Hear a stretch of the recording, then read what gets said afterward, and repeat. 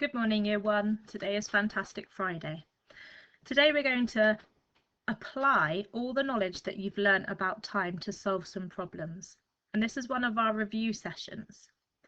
Parents, if possible, please try and allow your child to work through the first 4 slides as independently as possible, just to see what they've understood during their learning about time.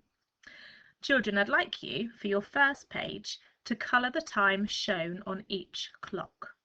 If you haven't printed out the worksheet, you might just want to tell your adult which time is shown on the clock. And if you look carefully, you've got an option of 3 answers. Look very carefully at those hands. Pause the video to answer those questions. Question 2. Which clocks show the correct time? Put a tick in the box if the time is correct.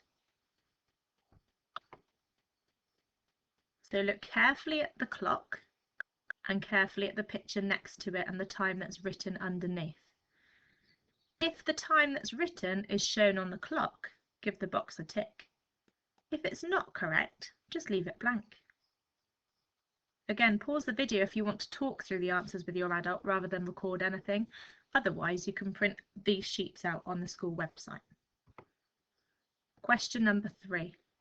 Look at each picture. Can you write the correct time? A. Sam has a maths class at in the morning. B.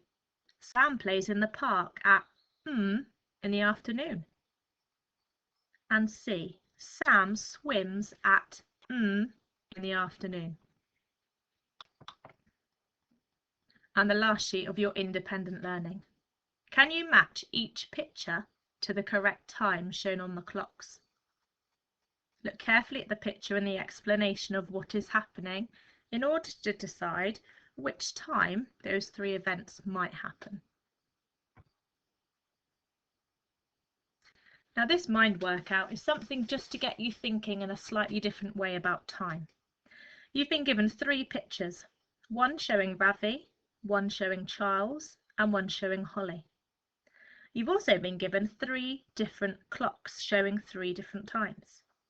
I'm going to explain and tell you some clues to see if you can find out at what time each of those children left school. The first clue. Ravi left school after Holly. Clue 2. Charles left school before Ravi.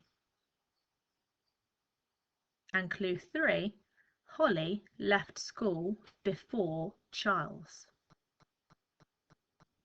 Pause the video and keep reading those clues, but make sure you read all 3 of them before you make your first decision.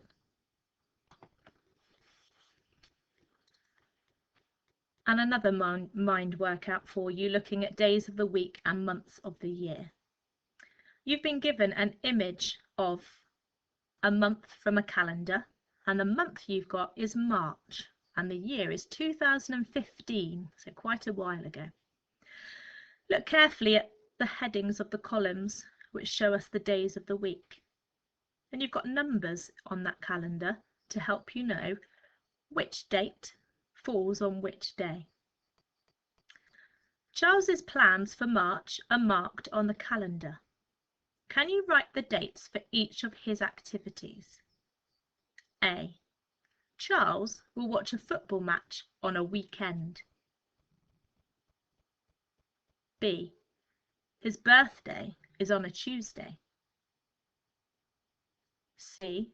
He has a reading test 5 days after the football match. And D. The trip to the beach is 2 weeks after his birthday. Pause the video to read all those clues again before you answer anything, because there might be some there to trick you up. I hope you've enjoyed learning about time, and I can't wait until we're back at school to discuss the time with you and see what you remember. Have a lovely weekend, and I'll see you next week.